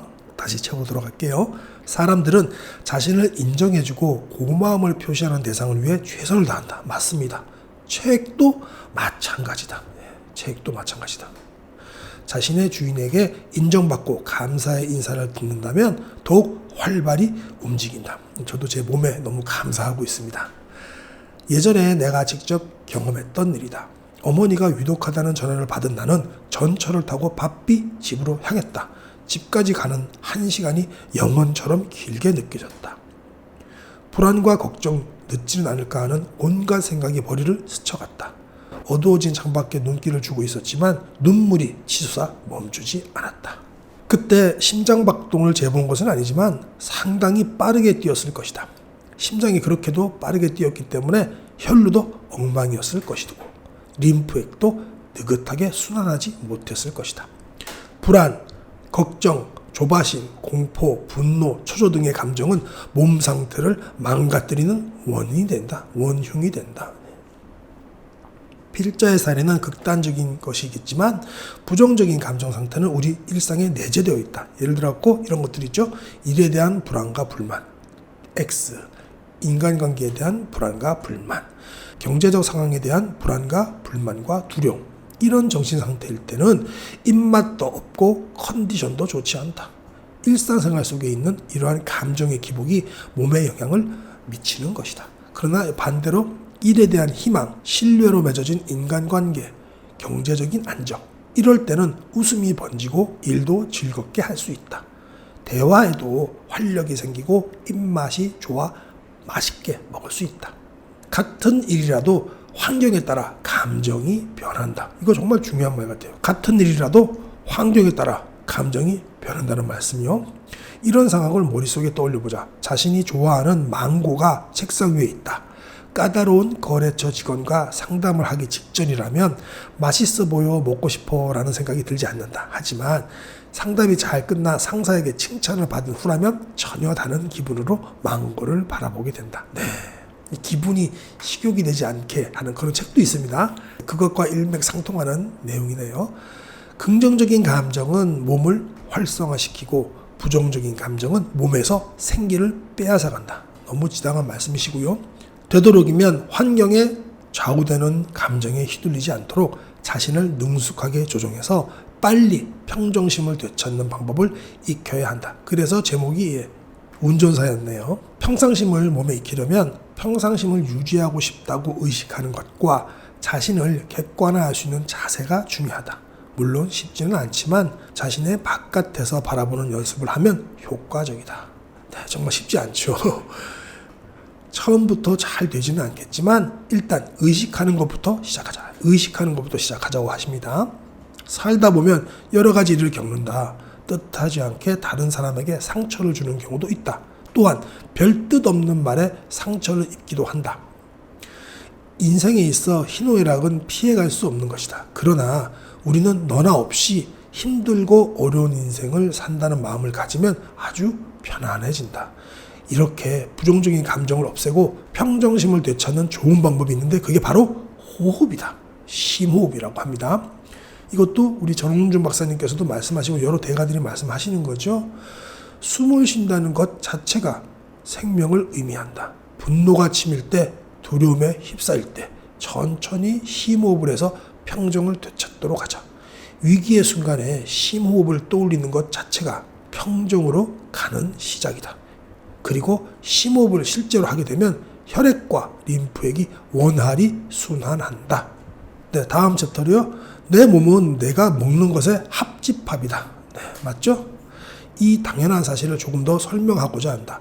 인간이 어설프게 손대지만 않는다면 모든 생명체는 완전한 상태를 유지하고 있다. 동물도 식물도 살아가는 것 자체가 생명 활동을 다 하고 있다는 의미다. 다시 말해 모든 존재는 완전체이다. 예컨대 토마토는 토마토로서의 생명 활동을 하고 있다. 모양이 비뚤어져도 혹이 있어도 토마토는 토마토로서 완벽하다. 인간이 멋대로 먹음직스러워 보인다거나 모양이 예쁘지 않다고 떠들 뿐 살아있는 토마토는 살아있는데 필요한 모든 것을 갖추고 있다. 현대인들은 단지 맛만을 위해 음식에 조미료나 첨가물을 끊임없이 더해왔다. 과일에 호르몬 주사를 투여하고 항생제가 잔뜩 들어있는 사료로 닭과 돼지를 키웠다. 우리는 곡물을 재배하고 가축을 사육하고 있다고 생각하지만 사실은 인간이 사육되고 있는지도 모른다. 자신이 스스로 음식을 선택한다고 믿지만 사실은 주어진 음식밖에 먹을 수 없도록 교묘하게 계획되어 있다. 교묘하게 계획되어 있다. 이게 우리가 그 선전들 광고들 그것 때문에 우리가 현혹되는 거 맞죠? 제가 어느 편에서 얘기 드렸지만 전 세계 4분의 1 곡물의 4분의 1을 지배하는 카길이라는 글로벌 기업도 있다고 말씀드렸습니다. 그 악마의 기업이라고도 하는데 그 기업에서 모든 걸 통제를 하죠. 그래서 전 세계 최강의 미국 국무성보다 그 카길이라는 회사가 인공위성을 더 많이 가지고 있다고 제가 말씀을 드렸습니다. 네. 왜 그럴까요? 농작물이니까 작황을 대비해서 인공위성이 지구를 둘러싸고 깔려 있는 거죠. 작황에 의해서 자기들 그 수익이 왔다 갔다 하니까. 그래서 그런 것들은 그런 사람들도 당연히 그걸로 광고 선전하게 되고 그렇게 됩니까? 우리가 교묘하게 계획되어 있다는 말이 이분 말도 일리가 있는 것 같아요. 음식에 자꾸 뭔가를 더하려고 하지 말고 빼려고 노력해야 한다. 이것도 정말 중요한 말씀 같습니다. 음식에 자꾸 뭔가를 더하려고 하지 말고 빼려고 노력해야 된다. 자연 그대로 먹는 거, 자연 채식 저것도 있는데 제가 한번 리뷰하도록 하겠습니다. 농약을 빼고 첨가물을 빼고 불필요한 조미료를 뺀 심플한 식사. 채소든 과일이든 그것이 존재한 순간 그것 자체로 완벽했을 것이다. 그것을 고맙게 먹는다면, 여기서 포인트는 뭔가요? 고맙게 드신다면 몸과 자연이 하나가 되어 더욱 건강해지는 것은 당연한 일이다. 3년 전쯤 저속 회전 주석이가 효소를 죽이지 않기 때문에 좋다는 말을 듣고 채소 주스를 만들어 먹기 시작했다. 그런데 별다른 효과를 보지 못했다. 그러다 문득 떠오르는 생각이 있어 당근과 사과의 껍질을 벗기지 않은 채 갈아보았다. 물론 꼼꼼하게 씻어서. 농약 때문에 그러시겠죠. 그러자 곧바로 효과가 나타났다. 몸 깊숙한 곳에서 힘이 솟아나는 것을 느낄 수 있었다. 자연의 힘에 감탄한 순간이었다. 음식에 열을 가하고 껍질을 벗기는 등 우리가 자연을 너무 훼손시킨 나머지 자연의 놀라운 혜택을 누리지 못하는 건지도 모르겠다. 맞는 말씀이죠. 모르는 게 아니고 맞습니다. 그죠? 외식은 어쩔 수 없다 하더라도 집에서는 가급적 자연에 가까운 형태로 식사를 한다면 훨씬 건강해질 것이다. 살아있는 물로 가득 찬 채소나 과일을 많이 먹는 것이 가장 중요하다. 네, 그렇죠? 네. 다음 차 또 볼까요? 나쁜 자세는 턱관절을 망가뜨린다. 음식을 잘 씹으면 음식의 맛을 제대로 음미할 수 있을 뿐만 아니라 다음과 같은 효과도 얻을 수 있다. 저작 효과가 굉장히 크죠. 그래서 어떤 책은 껌을 씹으라는 책도 있습니다. 네, 저작 효과가 워낙에 좋기 때문에 치매까지 예방한다 하죠. 체액의 올바른 순환뿐만 아니라 치매까지 예방한다고 합니다. 소화액의 분비 촉진, 입속 자정 효과, 각성 효과와 릴렉스 효과, 대뇌 활성화, 다이어트 효과, 얼굴이 작아지는 효과. 이처럼 좋은 점이 많지만 각별히 주의해야 할 것이 있다. 치아의 교합에 이상이 있을 때는 열심히 씹으면 씹을수록 몸에 나쁜 영향을 미치기 때문이다. 껌으로 실험을 해보자. 한번 해보세요. 왼쪽 엉덩이에 체중을 싣고 껌을 씹으면 저절로 오른쪽 어금니로 껌이 이동한다. 아, 그런가요? 반대로 오른쪽 엉덩이에 체중을 싣고 껌을 씹으면 껌은 왼쪽 어금니로 이동한다. 이건 저도 모르겠습니다. 한번 실험을 해봐야 되겠네요. 이 사실로 알 수 있는 것은 좌우 균등하게 체중을 실어서, 즉 자세를 바로 해서 식사를 하는 것이 무척 중요하다는 점이다. 아, 네. 이걸 말씀하시려고 하셨네요. 중심이 기울어진 채 앉으면 자신도 모르는 사이 좌우 불균등한 압력이 턱관절에 가해져서 치주염이라든가 치아 교무증, 또 턱관절증을 일으킬 수 있다고 합니다. 몸은 하나의 구조물이다. 자극이 한쪽으로만 가해지는 부자연스러운 상태는 시간이 지나면 온몸 곳곳에 영향을 미친다. 내가 이렇게 단언할 수 있는 것은 수많은 치료 경험 때문이다. 필자는 치아 교합이 좋지 않아서 입을 벌려 샌드위치를 먹을 수 없을 정도의 턱관절증 환자를 많이 치료해왔다. 이분이 한 30년 동안 5만 명 이상을 이렇게 치료하셨다고 합니다. 한 여자 환자가 주먹밥을 먹지 못해 납작하게 눌러서 먹고 있다며 내원했다. 손가락 하나가 간신히 들어갈 정도밖에 입을 벌리지 못했다. 그녀는 도대체 뭐가 잘못돼서 이렇게까지 아프고 턱을 벌릴 수 없는지 궁금해했다. 턱관절이 움직이지 않거나 입을 벌리지 못할 때는 대부분의 경우 견갑골이나 옆구리 아래 목 주변의 체액순환이 나쁜 상태라고 합니다. 이게 턱관절이 턱에만 해당되는 문제가 아니고 이게 견갑골이나 옆구리 아래 그리고 또 목 주변의 체액순환이 나쁜 상태라고 합니다. 견갑골은 등 위쪽에 있으며 팔이 매달려 있는 뼈, 흔히 천사의 날개라고 하죠. 일단 그녀에게 체액순환이 정상적으로 이루어지도록 조치했다. 특별한 시술을 한 것은 아니고 일반적으로 어깨 결림을 치료할 때와 같은 시술을 했다. 그러자 턱관절이 편해지고 입을 크게 벌릴 수 있게 되었다. 시술을 했는데도 재발한다면 정말로 턱관절에 문제가 있는 것이다. 당연히 그런 경우도 있을 거라고 생각한다. 하지만 지금까지 내가 시술한 환자들은 모두 좋아졌고 재발하지도 않는다는 것도 엄연한 사실이다. 이처럼 체액순환의 개선으로 치유되는 증상은 몸이라는 물풍선을 비틀어서 사용한 탓에 턱관절의 어딘가에 과도한 부하가 가해졌던 것이 원인으로 보인다. 최근에 턱관절에 문제가 있는 사람이 많아졌는데 몸이라는 물풍선이 비틀어져 있는 것이 원인이라고 생각한다. 만약 턱관절에 문제가 있다면 자신의 자세를 점검해야 한다. 그리고 꼼지락 체조를 하면 일상생활에서 틀어진 부분을 개선할 수 있다. 이 꼼지락 체조는 제가 3부에서 알려드리도록 하겠습니다. 밤에 하면 하루의 뒤틀림이 풀어지고 아침에 하면 밤 동안의 뒤틀림이 풀어진다. 다시 말하지만 몸은 전체적으로 하나다. 부자연스럽게 한쪽에만 가해지는 자극은 시간의 흐름과 함께 몸 전체에 영향을 미친다. 내가 체액순환만을 강조하는 것은 아니다. 만약 여러 가지 치료법을 시도했는데도 턱관절의 통증이 호전되지 않는다면 식사 중에 자신의 중심을 중앙에 두려고 의식적으로 노력해보라. 분명 변화가 있을 것이다. 식사 중에라도 이렇게 자신의 중심을 중앙에 두면 변화가 분명히 있다고 합니다. 한번 턱관절이 안 좋으신 분들 한번 실천해 보시기 바랍니다. 마사지보다 효과적인 집어 올리기. 철봉에 매달리면 손에 물집이 생긴다.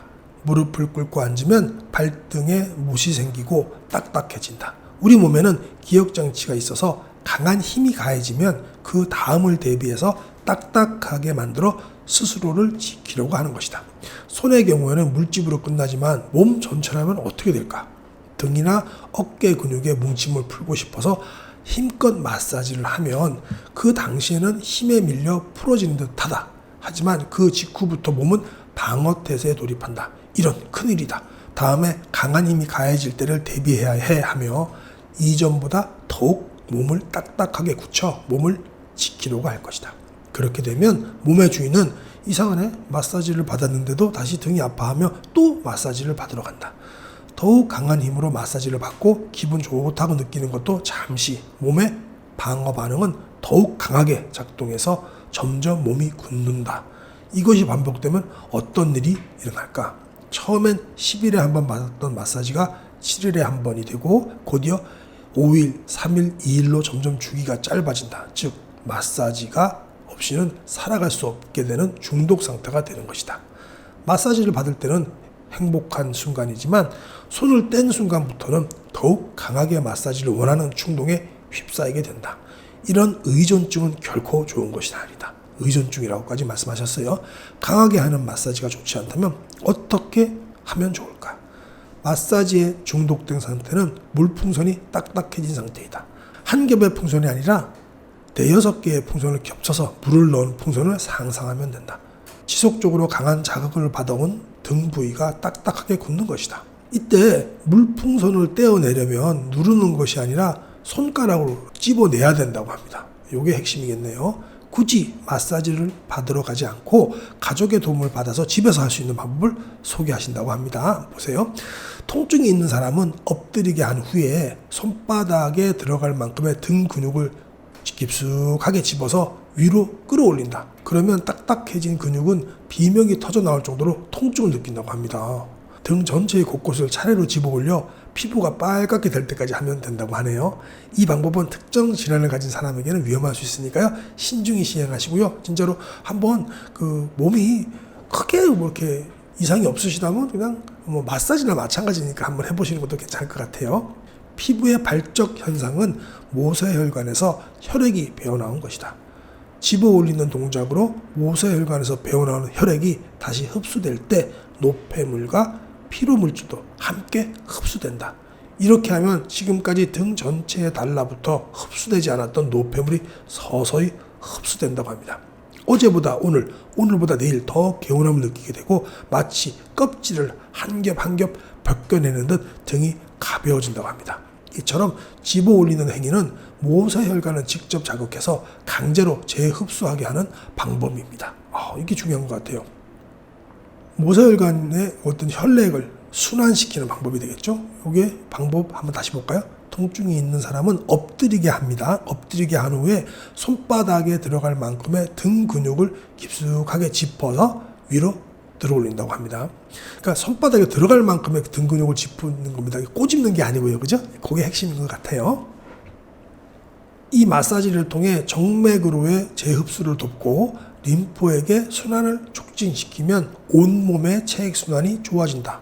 이는 전문가가 아니라도 할 수 있는 효과적인 방법이다. 단 노폐물이 많이 쌓여 있을수록 통증이 심하다는 것은 염두에 두어야 한다. 그래도 일주일에서 열흘 정도 반복하면 통증은 점점 줄어들고 상쾌함을 느끼게 된다. 만약 통증이 지속된다면 이 방법을 멈추고 전문의와 상의해야 되겠죠. 이 방법은 결합조직 마사지라고 하는데요. 이 방법을 결합조직 마사지라고 하시나 보네요. 구소련에 억류되었던 군인들을 위해 개발된 것이라고 합니다. 이게 무슨 말일까요? 난방시설이 없는 곳에서 서로의 몸을 이런 식으로 마사지해 체온을 높임으로써 추위를 견뎌낸 것이라고 합니다. 또 구소련, 러시아 얼마나 추웠겠습니까? 혈액이나 림프에게 순환이 좋아진 결과로 체온이 올라가는 것이므로 기초대사량을 높이는 데도 안성맞춤인 방법이다. 기초대사량뿐만 아니라 우리가 체온이 올라가면 면역력이 5배나 올라간다는 말까지 있죠. 이것도 정말 과학적으로 근거가 있는 얘기네요. 기초대사량이 높아진다는 것은 칼로리 소모가 쉬워진다는 의미이므로 다이어트에도 효과적이다. 가족 간의 스킨십으로 관계가 또 개선되니까 몸이 건강해지고 다이어트도 되니 일석삼조라고 할 수 있다. 이거 꼭 한번 해보시기 바랍니다. 오늘의 결론과 핵심을 요약하겠습니다. 평생 건강한 몸을 만드는 3단계인데요. 뭐냐면 첫 번째가 구조에 맞춰서 올바르게 사용하고, 두 번째가 올바르게 연료를 채우고, 세 번째가 온화한 운전사가 운전한다는 것이었는데요. 첫 번째, 구조에 맞춰 올바르게 사용한다는 것은 근육을 풀어지게 하는 흐트러진 자세는 우리 인간의 취급설명서에서 가장 중요한 항목이므로 잘못된 자세는 반드시 수정해야 한다고 말씀하셨고요. 두 번째, 올바르게 연료를 채운다는 것은 정크푸드 같은 거 드시지 마시고 좋은 거 드시라는 얘기겠죠. 혈액은 3개월, 뼈는 11개월이면 완전히 새롭게 교체된다고 우리가 위에서 알려드렸습니다. 그래서 혈액의 붉은 성분인 적혈구의 수명이 3개월이므로 혈액의 교체 주기 역시 3개월이다. 뼈도 1년이면 전부 교체된다. 그러니 최근 3개월 동안 내가 먹은 것이 내 혈액의 정체다. 그리고 11개월 전부터 먹어왔던 것이 내 뼈의 원료이니까 우리가 지금부터라도 잘 먹으면 11개월 후에는 뼈도 좋게 바뀌고 혈액도 3개월 후에는 혈액도 좋게 바뀌겠죠. 세 번째, 온화한 운전사가 운전한다. 불안, 걱정, 조바심, 공포, 분노, 초조 등의 감정은 몸 상태를 망가뜨리는 원흉이다. 긍정적인 감정은 몸을 활성화시키고 부정적인 감정, 몸에서 생기를 빼앗아간다. 되도록이면 환경에 좌우되는 감정에 휘둘리지 않고 자신을 능숙하게 조정해서 빨리 평정심을 되찾는 방법을 익혀야 한다. 그 방법으로 자신을 객관적으로 밖에서 바라보라고 말씀하셨죠. 여기 근데 참 힘들어요, 그죠? 오늘의 결론과 핵심 요약 한번 보도록 하겠습니다. 우리는 까마귀 고기를 먹죠. 몸의 순환을 좋게 하는 생활 노하우 3가지입니다. 첫 번째는 물을 벌컥벌컥 마시지 말아라. 조금씩 자주 마시는 것이 포인트다. 그리고 찬물 마시면 안 된다 그러셨죠. 두 번째 노하우는 헉헉대는 운동은 욕효과를 내니까 몸에 필요 이상의 부담을 가하지 않는 것이 좋다라고 말씀하셨고요. 세 번째 노하우는 강한 마사지는 몸을 더욱 굳게 만든다고 하셨습니다. 그리고 체액순환이 좋아지면 저절로 건강해진다라고 해서 꼼지락 체조를 열심히 해보자라고 이렇게 말씀하셨습니다. 꼼지락 체조로 열심히 꼼지락 거리십시오. 꼼지락 체조만 다시 한번 복습해 보겠습니다. 이렇게 누우셔가지고요, 천장을 보고 눕고 여기다가 이렇게 뼈가 딱 만져지는 곳에다가 손을 올려놓습니다. 그걸 자세히 한번 보시면 이렇게 됩니다. 그죠? 이렇게 뼈가 느껴지는데 이렇게 잡고 나서 안쪽으로 약간 비스듬하게, 그죠? 한 1, 2cm 정도 살짝 밀라고 하셨습니다. 근데 이때 세게 밀면 됩니까? 안 됩니까? 네, 책의 내용으로 바로 들어가 볼까요? 오늘은 책 전반에서 걸쳐서 얘기하는 꼼지락 체조가 뭔지. 정말 쉬워요. 쉬운데 이게 효과가 아주 좋다고 합니다. 요거랑 또 생활 속에서 간단한 3가지로 혈액순환 또 체액순환을 원활하게 할 수 있는 그 3가지 방법에 대해서 알아보도록 하겠습니다. 첫 번째 들어가 볼게요. 뇌 척수액을 조정하는 꼼지락 체조. 전문가는 머리뼈를 움직여서 뇌 척수액을 조정하지만 일반인에게는 어려운 방법이다.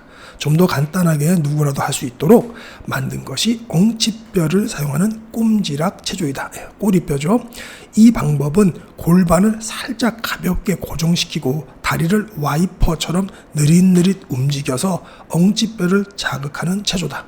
간단한 동작이지만 전문가의 시술과 같은 효과를 기대할 수가 있다고 합니다. 여기서 가장 중요한 것은 다음에 2가지 포인트인데요. 이 2가지를 지키지 않으면 효과가 반감되거나 전혀 없으니까요. 힘을 빼고 천천히 따라 한번 해보세요. 첫 번째는 순서를 꼭 지킬 것입니다. 순서는 제가 밑에서 알려 드릴게요. 그리고 2번째, 두부가 으깨지지 않을 정도의 부드러운 힘으로 할 것입니다. 이게 또 효과가 좋다고 해갖고 세게 두부가 으스러질 정도로 힘을 가하면 안 된다고 분명히 이렇게 지적해 놓으셨어요. 그럼 지금까지 누누이 설명해 왔던 꼼지락 체조의 순서는 다음과 같다. 제가 그림으로도 보여드릴 테니까요. 먼저 이것도 보세요.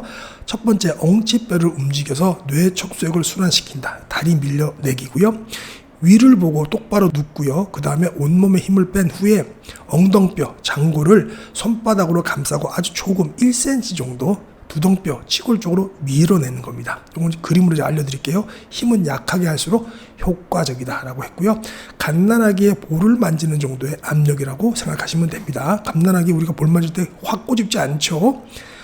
몸에 힘을 뺀 상태에서 좌우 교대로 발 뒤꿈치를 2cm 정도 밀어낸다는 겁니다. 발 뒤꿈치를 직각으로 만들 필요 없이 편안한 상태에서 하면 되고요.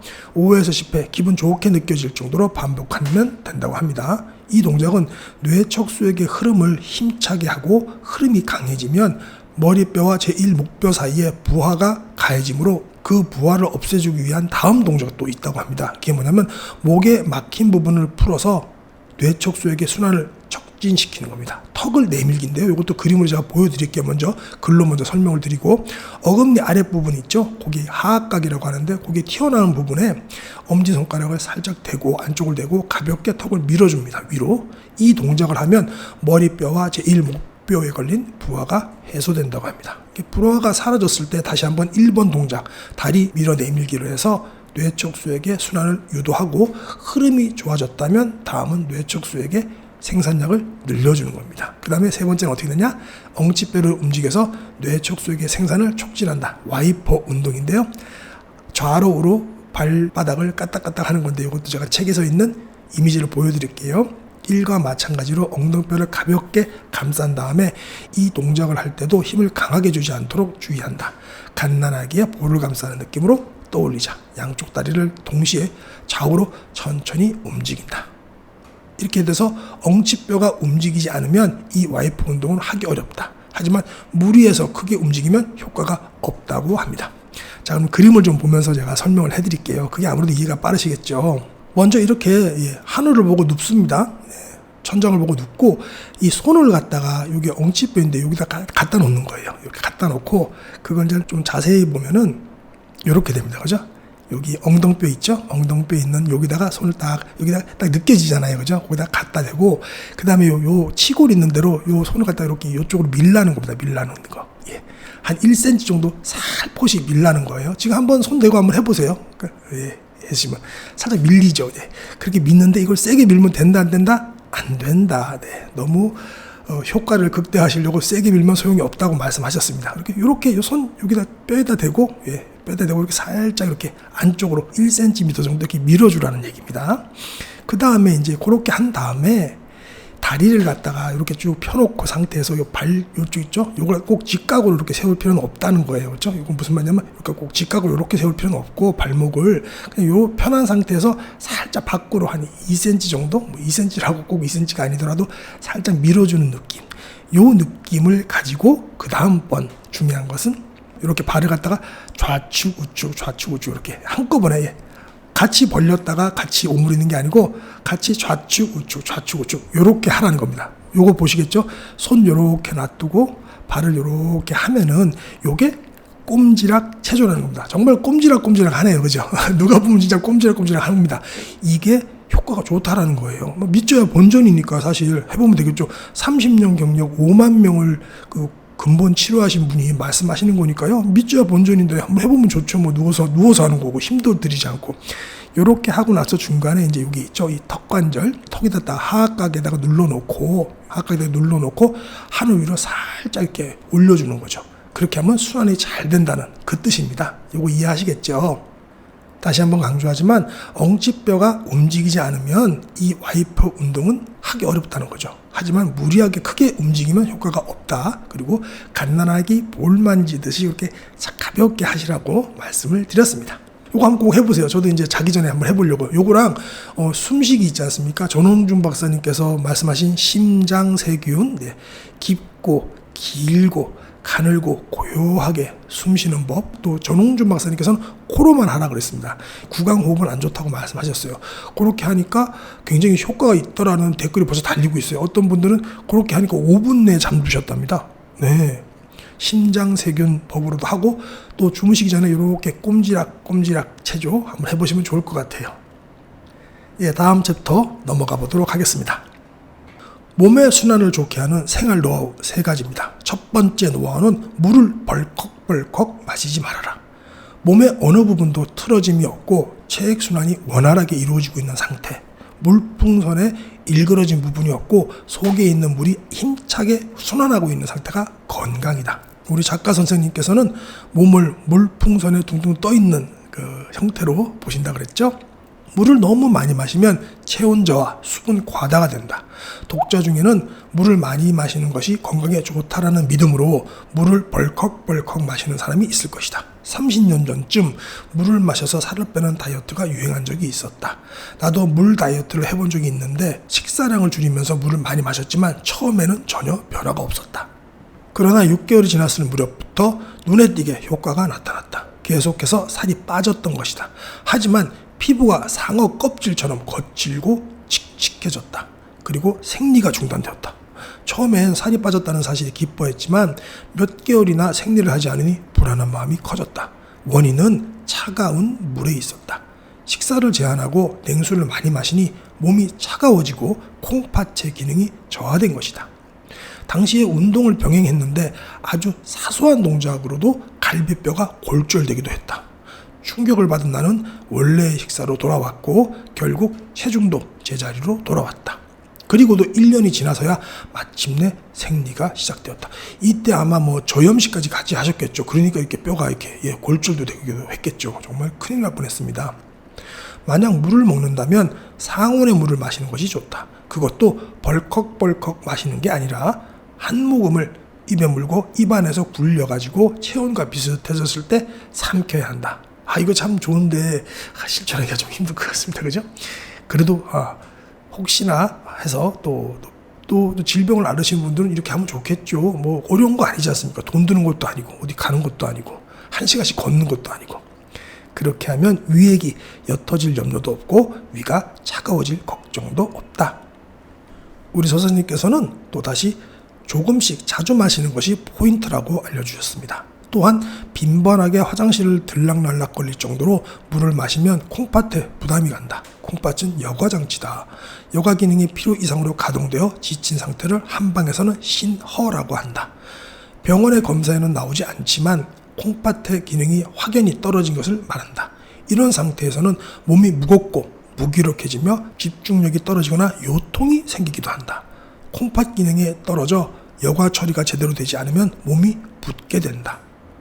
또한 몸이 차가워져 모든 장기의 기능이 저하되면 신진대사가 나빠지므로 조금만 먹어도 살이 찐다.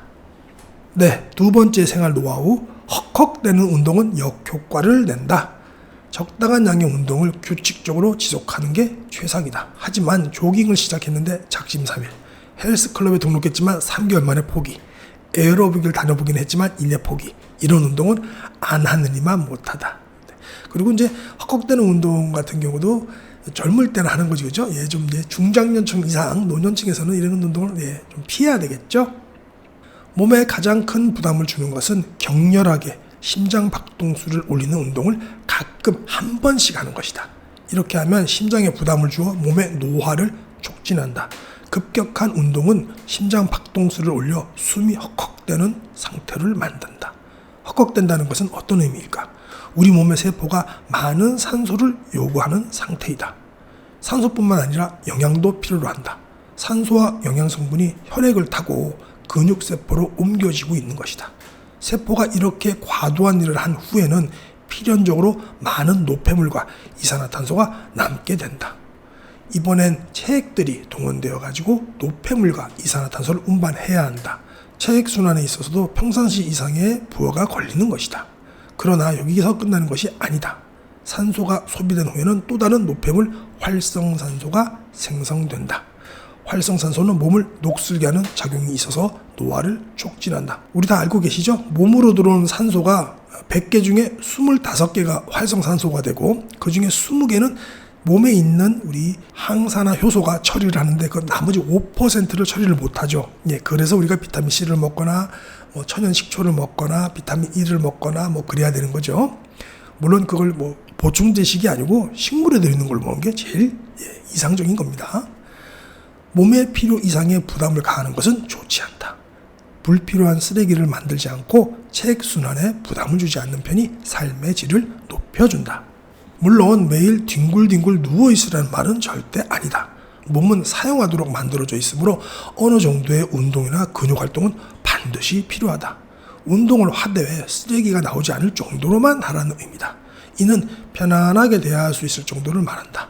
운동을 하다가 곧 땀이 나올 것 같은 순간이 오면 운동을 멈추는 것이 좋다. 요거는 조금 물론 연세 많이 드신 분들은 그래야 되겠지만 조금 땀 나는 것도 괜찮을 것 같습니다. 예를 들어보자. 걷기 운동이라면 누군가와 대화를 할 수 있을 정도의 속도를 유지하고 땀이 나올 것 같으면 이미 충분히 했다는 사인으로 받아들이면 된다. 체력에는 개인차가 있으므로 숫자로 기준을 정하는 것보다는 이러한 몸의 변화를 기준으로 하는 것이 좋다. 우리 선생님께서 땀이 나올까 말까 그 기준으로 하시라는 얘기입니다. 운동 횟수에 대해서도 고정관념은 버려야 한다. 일주일에 2번 하면 현상 유지, 3번 하면 건강 증진이라는 얘기를 들어보았을 것이다. 하지만 이런 페이스를 지속할 수 없다면 차라리 하지 않는 편이 좋다. 불규칙한 운동보다는 바닥 걸레질, 계단 이용, 한정거장 걷기 등 일상생활 속에서 할 수 있는 것을 선택하는 편이 훨씬 효과적이다. 몸에 부담도 없고 나이가 들어도 쉽게 지속할 수 있기 때문이다. 이제 마지막 3번째 생활 속의 노하우 보겠습니다. 강한 마사지는 몸을 더욱 굳게 만든다. 환자의 건강 상태는 몸의 탄력을 보면 대충 짐작할 수 있다. 건강한 사람의 몸은 둥실둥실하다. 건강한 사람을 천장을 보고 눕게 한 후에 한번 보세요. 등 아래에 손을 넣고 등뼈를 위쪽으로 밀어 올리면 가볍게 올라간다고 합니다. 여러분들도 한번 해보세요. 근데 어깨뼈 아래에 손을 넣고 위쪽으로 밀어 올려도 두둥실 올라간다고 합니다. 또 허리 아래에 손을 넣어 위쪽으로 밀어 올릴 때도 마찬가지인데 건강한 몸은 이렇게 둥실둥실 마치 물풍선처럼 떠 있다고 합니다. 근데 1년에 1명 정도 마치 거북의 껍질처럼 등 전체가 딱딱하게 굳은 환자가 내원한다고 합니다. 그런 환자는 어깨가 결리거나 등이 아프고 두통이 있어서 깨어있는 것이 힘들고 매일이라도 마사지를 받고 싶다고 호소한다고 합니다. 이런 경우엔 똑바로 눕힌 상태에서 등에 손을 넣을 수조차 없다고 합니다. 왜 이런 상황이 발생할까요? 자기 방어 때문입니다. 몸이 스스로를 딱딱하게 만들어 자기를 지키겠다는 전략을 실행하고 있다고 하는데요. 또 한 가지는 움직이고 싶어도 움직일 수 없는 환경 탓도 있다고 합니다. 결국 체액순환이 아주 안 좋은 상태라고 하네요. 이렇게 심한 경우에는 꼼지락 체조와 심호흡을 하고 딱딱해진 부분을 집어 올리듯이 풀어주면 상태가 점점 좋아진다고 합니다. 꼼지락 체조 오늘 말씀드렸고요. 심호흡은 제가 이 책에서는 말씀 안 드렸지만 우리 전홍준 박사님께서 말씀하신 거 있죠. 심장세균 그렇게 하시면 되고, 딱딱해진 부분을 집어 올리듯이 한 거는 제가 2편에서 알려드렸잖아요. 2부에서 그렇게 그 세 가지를 해보시면 체액순환이 아주 안 좋더라도 상태가 점점 좋아진다고 합니다. 꼭 한번 실천해 보세요. 자, 이제 통증이 사라져도 나은 것이 아니다라는 건데 한번 볼까요? 사람들은 통증이 있으면 진통제를 먹는다. 그리고 통증이 사라지면 다 나은 것이라고 생각하고 있지만 그것은 대단한 착각이다. 나는 고등학교 때 리듬 체조를 하다가 허리를 다친 적이 있었다. 곧바로 엑스레이 촬영을 하고 약을 처방받았다. 즉각적인 효과가 있었다. 그런데 통증이 사라지고 다시 연습을 시작하자 더욱 심한 요통이 생겼다. 그것을 3번 반복했더니 마침내 움직일 수 없게 되어버렸다. 그때 처음 깨달았다. 통증이 사라진 것이 치유되었다는 것은 아니라는 사실을 말이다. 이 경험 덕분에 나는 몸에 관심을 갖기 시작했고 결국 치료사의 길을 걷게 되었다. 예전의 나처럼 대부분의 사람들은 통증이 있으면 일단 약을 먹는다. 그리고 통증이 사라지면 다행이야, 다 나았어 라고 생각한다. 이 논리에서 이상한 점이 느껴지지 않는가? 다행이야, 통증이 사라졌어 라고 해야 논리적으로 맞는 말이다. 진통제는 통증을 없애는 약이니까 대부분의 경우 통증만 사라졌지 통증을 일으키는 원인은 제거되지 않는다. 젊었을 때는 통증이 사라지면 움직일 수 있고 조금만 휴식을 취하면 회복되기 때문에 이 논리의 모순을 좀처럼 깨닫지 못한다. 그렇게 약을 먹고 무리를 반복하다 보면 한계치에 다다른다. 그때서야 왜 이번엔 낫지 않는 거지? 라며 초조해야 한다. 보통 40대에 찾아오는 현실이다. 건강하게 살고 싶다면 통증이 없다, 건강하다라는 착각을 버려야 한다. 물론 건강하다면 아픈 곳이 없을 것이다. 그러나 아픈 곳이 없다고 건강한 것은 아니다. 일단 통증이 생겼다면 약을 먹으면서 동시에 자연 치유력을 높이는 꼼지락 체조와 심호흡을 하는 것이 중요하다. 꼼지락 체조 꼭 한번 해보세요. 그 다음에 다음 챕터입니다. 체액순환이 좋아지면 저절로 건강해진다. 나는 옛날부터 몸이 약해서라고 말하는 고령의 할아버지와 할머니를 만나면 정말일까? 정말로 몸이 약했다면 고령이 될 때까지 살아있지 못할 텐데 라고 생각할 때가 있다. 절대로 비아냥거리는 것이 아니다.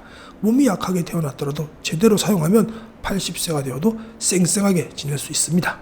사람들이 결림이나 통증을 느끼게 되는 건 언제부터일까요? 지금까지의 진로 경험을 보면 처음 몸에 고장이 나는 것은 급격한 운동으로 몸에 부하가 걸리는 경우입니다. 또 스포츠 소년단에서 야구나 농구를 시작한 이후 동아리 활동에서 선수로 발탁되어 고되게 연습한 이유 등 급격하게 부담이 가해져 몸이 고장나는 것이다. 만약 적당하게 움직이고 적당하게 휴식하고 체력의 범위 내에서만 몸을 사용하면 몸은 절대 탈나지 않는다.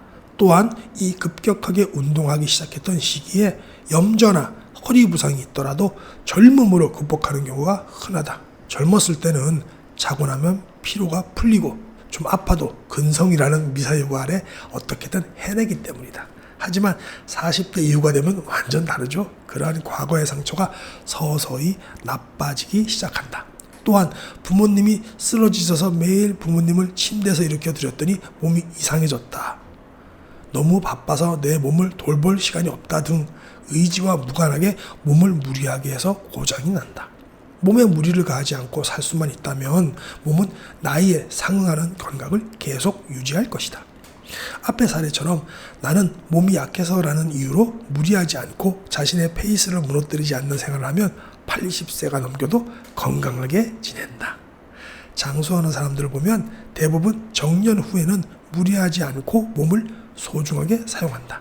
자신의 회복력 범위 내에서만 몸을 움직이며 건강을 지킬 수 있다는 것이 내 지론이다. 하지만 아무리 심각하더라도 좋아지는 방향으로 유도하면 몸은 확실하게 변한다. 중요한 것은 자신의 몸을 알고 회복력 범위 안에서만 생활하는 것이다. 이건 한번 다시 한번 읽어볼까요? 중요한 대목이니까. 중요한 것은 자신의 몸을 알고 회복력 범위 내에서만 생활하는 것이다. 무리하지 말라는 거죠. 이제 시니어분들은 우리의 몸은 본래 건강하게 살 수 있도록 설계되었다.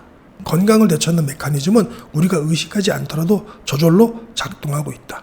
마사지나 교정, 약, 주사 등 외부의 도움으로 몸이 회복되는 것이 가장 확실한 증거다. 우리 치료사들은 회복을 도울 뿐이고 몸을 낫게 하는 것은 결국 본인의 회복력이다. 면역력, 회복력이겠죠. 체액을 순환시켜 자연 치유력을 높여주는 꼼지락 체조가 건강을 지켜준다는 믿음을 갖고 실천해보자. 지금까지 설명했듯이 제1차 호흡이라고 불리는 뇌 척수액의 순환이 좋아지면 혈액과 림프혈의 순환도 자연스럽게 좋아져서 아무것도 하지 않아도 건강하게 지낼 수 있다.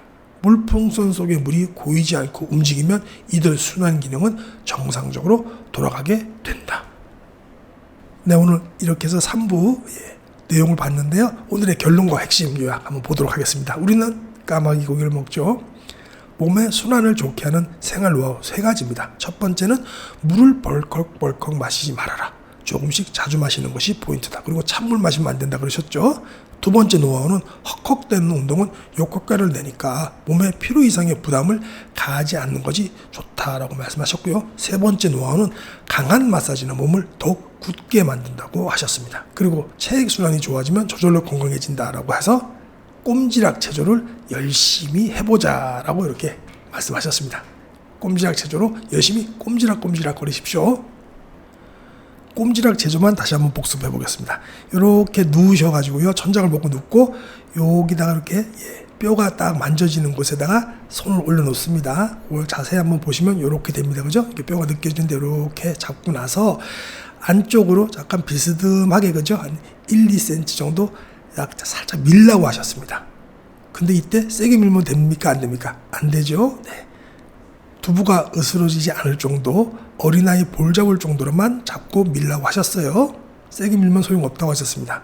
그 다음에 다리를 쭉 이렇게 피시는데 한 요 발꿈치가 이렇게 꼭 직각이 안 돼도 되니까 이렇게 좀 발꿈치를 뒤로 쭉 한 1, 2cm 정도 이렇게 미는 느낌을 가지고 그 다음에 이렇게 발을 좌우로 까딱 이렇게 흔들라고 하셨습니다. 그러고 나서 순환이 더 잘 되게 요 턱 밑에 하악각에다가 엄지손가락을 싹 집어넣고 나서 위로 살짝 당겨주시라고 하셨습니다. 오늘 봤던 이미지들도 제가 게시판에 올려드릴 테니까요. 이거 보시면서 또 이미지도 보시면서 같이 따라해 보시기 바랍니다. 이상으로 오늘 3가지 책이 내 몸을 살린다. 또 지은이는 가타이라 에츠코님의 책이었습니다. 총 3부 모두 마치고요. 저는 다음 시간에 또 뵙도록 하겠습니다. 건강은 하루아침에 망가지거나 좋아지지 않습니다. 건강 스케치와 함께 좋은 습관을 꾸준히 유지하시기 바랍니다. 지금까지 함께 해주셔서 정말 감사합니다. 오직 건강만을 생각하는 건강 스케치였습니다.